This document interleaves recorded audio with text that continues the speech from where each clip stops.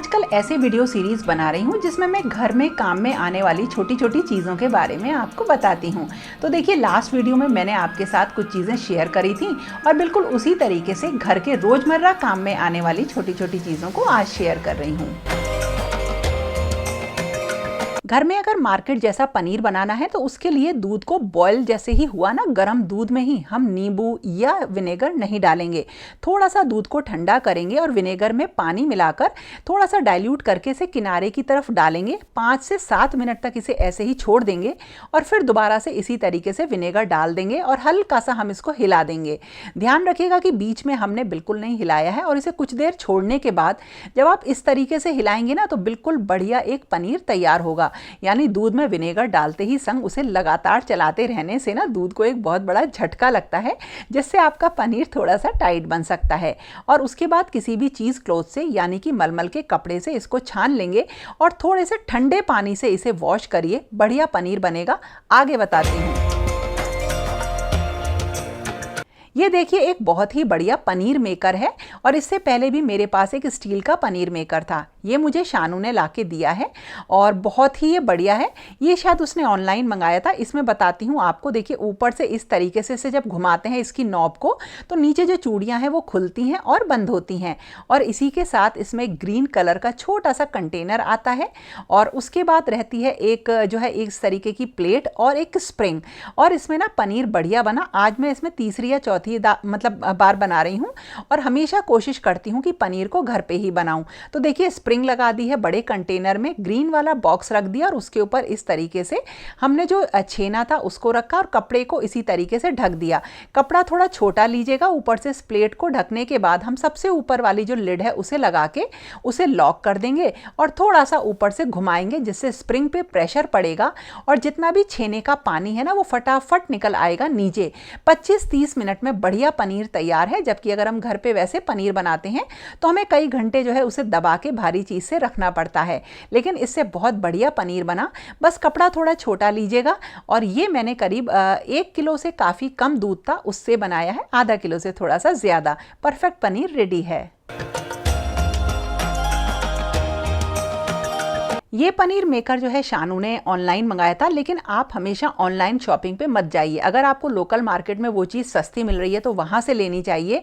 अब मैं आपको एक चीज़ बताती हूँ। ये जो प्लांट्स होते हैं ना, उनकी जो बेल होती हैं उनको ऊपर तक जब हम पहुँचाते हैं तो रस्सी बांधने की बजाय इस तरीके की क्लिप्स आती हैं। इनको देखिए इस तरीके से बंद कर दीजिए, अंदर इसमें बेल फंस जाती है। लेकिन ये मैंने रिसीव करी और इसके पीछे कोई भी डबल साइडेड टेप नहीं लगा था। तो सबसे बड़ी मुश्किल थी कि अब दीवार पे से चिपकाया कैसे जाए। तो कई बार ऑनलाइन चीज़ बहुत ही ऐसी मिलती है, अगर हम रिटर्न करना चाहें तो उसमें टाइम भी लगता है और वो ख़राब भी हो सकती है। लेकिन हाँ, कुछ चीज़ें बहुत अच्छी भी निकलती हैं। जैसे मैंने ये MDF बर्ड्स का सेट मंगाया था, एक दीवार पे सजाने के लिए। एक सस्ती और बहुत सुंदर चीज़ है। ये शायद अंडर 200 रुपीज़ का था, 150 से 200 के अंदर ही था। इसके पीछे टेप लगा है, चिपक जाएंगी। यानी ऑनलाइन और ऑफलाइन में हमें हमेशा अंतर करके रखना है। और अब बताती हूँ एक और इंटरेस्टिंग चीज़।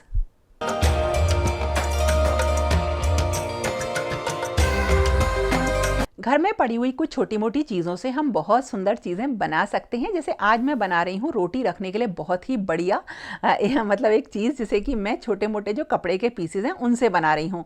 तो पहले प्रॉपरली कटिंग कर लूँगी और उसके बाद सिलूँगी।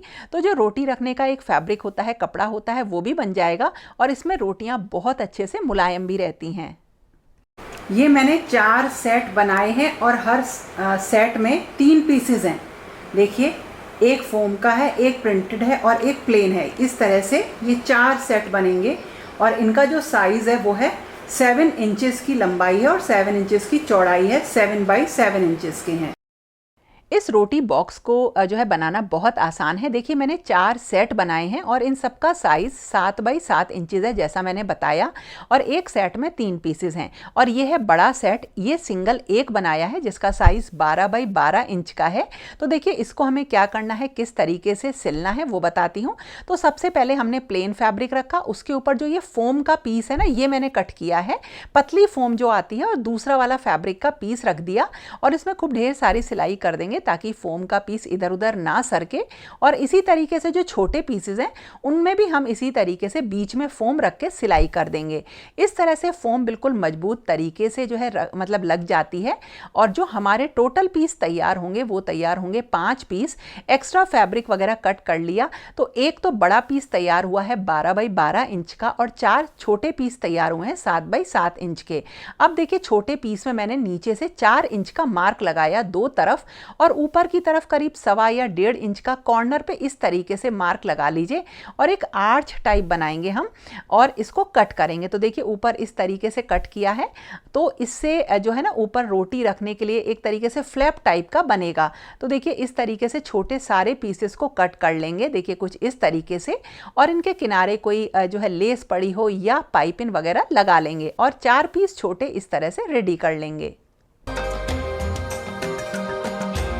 अब इन 4 छोटे पीसेस को रखना है बड़े वाले पीस में। तो देखिए क्या करेंगे, सबसे पहले हम बड़े पीस के जो चारों साइड्स हैं उसमें बीच का मार्क लगा लेंगे और इसी तरीके से जो 4 छोटे पीस हैं उनका भी बीच का मार्क लगा लिया, निकाल लिया और एक के ऊपर एक इस तरीके से रख देंगे बिल्कुल बीच में।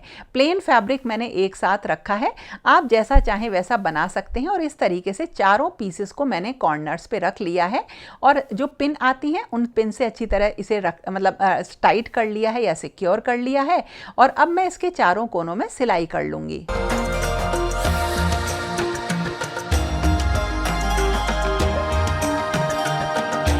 इसे बनाना भी बहुत आसान है और ये काफ़ी काम भी आता है। तो जब चारों कॉर्नर्स पे इसकी सिलाई लग गई है तो देखिए कुछ इस तरह से ये हो जाता है। तो पिंस वगैरह निकाल दी हैं और देखिए इस तरीके से इसके फ्लैप्स आए हैं।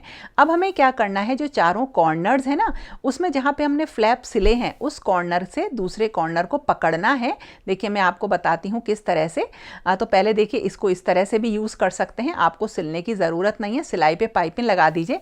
अदरवाइज़ देखिए अगर आपको बास्केट टाइप बनानी हो तो इस तरह से कॉर्नर्स को पकड़ना है और एक सीधी सिलाई जो कॉर्नर आ रहा है ना यहाँ पे लगा दीजिए इस तरह से, लेकिन कॉर्नर को काटिएगा मत। देखिए इस तरह से सिलाई लग गई है चारों कॉर्नर्स पे और ये बास्केट जैसी रेडी हो गई है। और अब हम इसको सीधा कर लेंगे। तो देखिए इसको इस तरह से किया और अंदर जो देखिए इसमें ये कॉर्नर्स निकले हुए हैं इनको अंदर सिल देंगे हाथ से या मशीन से किस तरह से भी, और इसमें अंदर की तरफ पाइपिंग लगा देंगे। मैंने लेस लगा दी है और ये बहुत ही बढ़िया छोटी सी रोटी बास्केट रेडी हो जाती है, फटाफट बन जाती है बची हुई चीज़ों से और ये बहुत काम में आती है।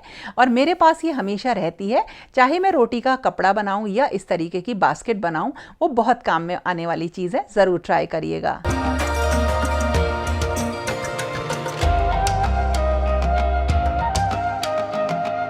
और इस तरह से मेरी किचन के लिए एक नई चीज़ तैयार हो गई है। और वैसे भी कुकिंग करना मुझे बहुत ज़्यादा पसंद है। देखिए अगर आप एक अच्छा खाना बनाते हैं और सब मिल बैठ के खाते हैं तो इससे बड़ा जो एंटरटेनमेंट यानी कि मनोरंजन होता है ना, वो कोई हो ही नहीं सकता। तो जब कभी भी हमको बच्चों को कुछ भी अच्छा फील करना होता है ना तो मैं बढ़िया सा खाना बनाती हूँ। यानी जो कुकिंग है वो बढ़िया आनी चाहिए हम सबको। और आज मैं आपको बता रही हूँ आटे के बिस्किट या ठेकुआ की रेसिपी, जो कि मैं जैसे भी बनाती हूँ वैसी शेयर कर रही हूँ। तो मेरा जो बनाने का तरीका है उसमें मैं थोड़ा सा नारियल कस लेती हूँ या अगर मेरे पास नारियल का बुरादा रहता है वो भी ले लेती हूँ। और करीब आधा कप के करीब ये नारियल कस लिया है और इसमें मैं डालूंगी गेहूं का आटा।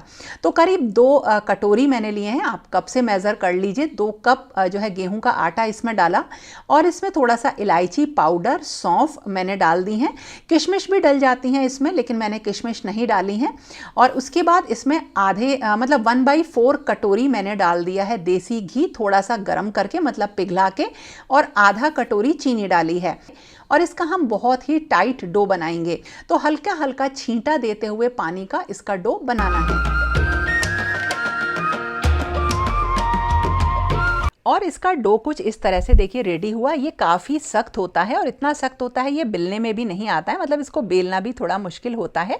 बस छोटी छोटी देखिए इस तरीके से हमने रोटी इसकी बनाई है, थोड़ी सी मोटी है साइज़ में, और इनके ऊपर कोई भी डिज़ाइन बना देंगे। अब मैं जैसे बनाती हूँ वैसे आपको बता रही हूँ, वरना इस पर सब लोग बहुत अच्छे अच्छे डिज़ाइन बना लेते हैं। और इस तरह से देखिए ये रेडी हो गए हैं। जैसे कोई बास्केट है या कोई भी मतलब जैसे भी आप डिज़ाइन बनाना चाहें उसके ऊपर इसे लगा के लोग बहुत अच्छे अच्छे डिज़ाइन बनाते हैं। और इसको डीप फ्राई कर लेंगे थोड़ी सी मतलब मीडियम फ्लेम पे। और ये जो बिस्किट तैयार होते हैं ये बहुत टेस्टी होते हैं खाने में। ज़्यादातर शानू को खाने के लिए मैं ये दे देती हूँ बना के, और घर में ज़्यादातर ये हमेशा मेरे पास रहते हैं। बनाने भी आसान है और बहुत ही टेस्टी लगते हैं। तो इस तरह से कुकिंग जो होती है ना, एक ऐसी चीज़ होती है जो परिवार को हमेशा करीब लेकर आती है।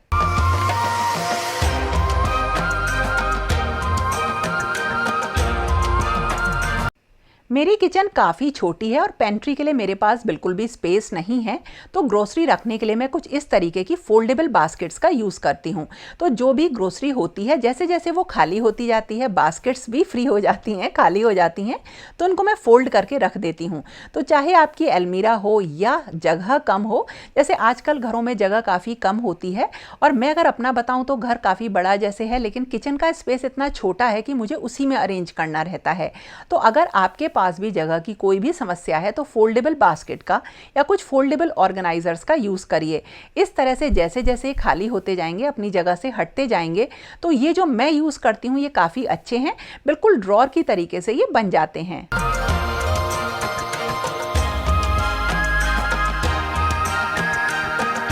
अगर घर की साफ सफाई की बात करें तो मेरे पास एक वैक्यूम क्लीनर है और सोफ़ा क्लीनर भी है, और दोनों आइटम्स को मैं खूब यूज़ करती हूँ। लेकिन कई बार ऐसा होता है कि आपको डेली में जब क्लीनिंग करनी होती है तो इतने बड़े आइटम्स का आप यूज़ नहीं करते हैं। और जहाँ तक सोफ़े को क्लीन करने की बात है, सब लोग दिन भर उस पर बैठे रहते हैं, तो हर समय वैक्यूम क्लीनर लेके हम उसे क्लीन नहीं कर सकते हैं।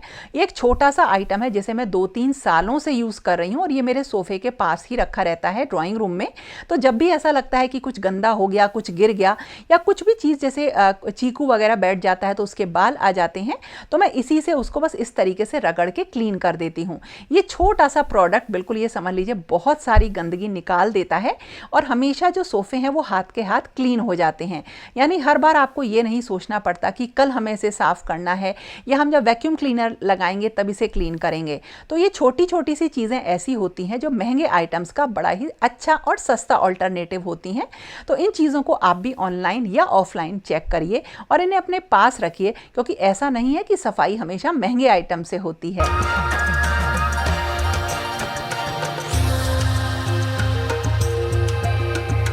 कोई भी काम तब बोझ बन जाता है जब हम उसे एक फंक्शनल और आसान तरीके से ना करें। जैसे बहुत सारे क्लीनर्स रखना और डेली उनको यूज़ करना शायद शुरुआत में थोड़ा सा इरिटेटेड हो सकता है और साफ़ सफाई से बचने का एक कारण भी हो सकता है। लेकिन अगर हम कोई एक प्रोडक्ट ऐसा लें जिससे ज़्यादा सफाई कर पाएँ, तो उसमें ये एक प्रोडक्ट है WD-40, जिसको जब कभी भी मैं डीप क्लीनिंग करती हूँ घर की, उस दिन ज़रूर निकालती हूँ। इससे कोई वुडन चीज़ें हुई, ग्लास तो नहीं मैं बोलूँगी, लेकिन हाँ मेटल की चीज़ें हुई जिनमें गंदगी वगैरह चिपक जाती है, वो साफ हो जाती है। और इसी तरीके से वुडन जो चौखट वगैरह होती हैं, या कहीं पे भी जो वुडन का काम हो रखा होता है, उसमें भी अगर हम इससे क्लीनिंग करते हैं ना, थोड़ा सा स्प्रे करके और किसी कॉटन के कपड़े से हल्का सा रब कर देते हैं, तो उस जगह पे नई चमक भी आ जाती है। तो बजाय इसके कि बहुत सारी चीज़ें हम यूज़ करें, अगर हमें ऐसा लगता है कि हमें साफ़ सफाई करना थोड़ा सा बोझ लगता है, तो हम एक चीज़ से भी सारी क्लीनिंग कर सकते हैं। वैसे तो मैं बहुत सारी चीज़ें अपने पास रखती हूँ साफ़ सफाई के लिए, और वो काफ़ी मतलब हैंडी भी रहती हैं, क्योंकि मैं उन्हें एक बास्केट में रखती हूँ। तो लेकिन फिर भी मैं आपको बता रही हूँ, ये एक अच्छा सॉल्यूशन है जिसे आप घर की काफ़ी सारी चीज़ों को क्लीन करने के लिए यूज़ कर सकते हैं। कई बार हमारा कर्टेंस को बदलने का मन करता है, लेकिन उस जगह के दूसरे कर्टेंस नहीं होते, और हमारे पास बहुत कुछ अच्छे एथनिक दुपट्टे होते हैं या बहुत बढ़िया साड़ियाँ होती हैं, जिनके लिए मन करता है कि इन्हें हम यूज़ कर लें एक बार मतलब कर्टेन की तरह से। तो किस तरह से यूज़ करें, तो अक्सर करके मैं क्या करती हूँ वो आपको बताती हूँ। जैसे पूजा के एरिया के ये कर्टेंस अब मैं हटा के वॉश करूँगी, तो इसकी जगह पर मैं कोई दुपट्टा वगैरह हैंग कर देती हूँ, या साड़ी के मैंने कुछ कट पीस बना रखे हैं, मतलब मैंने बना रखे हैं 3-3 मीटर के पीसेस कट कर रखे हैं। उनको हैंग करने के लिए मैं क्या करती हूँ, कोई भी उसमें लूप नहीं बनाती, कोई भी आईलेट नहीं लगाती हूँ, सिंपल रहने देती हूँ और इस क्लिप में फंसा देती हूँ। और इस क्लिप को मैं जो कर्टेन रॉड होती है, इसके ऊपर जो देखिए छल्ला सा बना हुआ है या पूरा एक रिंग है, इसको लगा देती हूँ। तो बहुत ही कन्वीनियंट तरीका होता है, जिसमें कोई डेकोर आइटम हैंग करना हो कर्टेन के आसपास, या किसी दूसरी चीज़ को एज अ कर्टेन अगर हमें यूज़ करना हो, तो ये उसके बहुत काम आते हैं। तो ये मेरे पास हमेशा अवेलेबल रहते हैं। मैंने ये 2 सेट परचेस किए थे काफ़ी पहले, और चाहे बैकड्रॉप बनाना हो या कहीं पे कोई भी चीज़ नई हैंग करनी हो, ये मेरे काफ़ी काम आते हैं।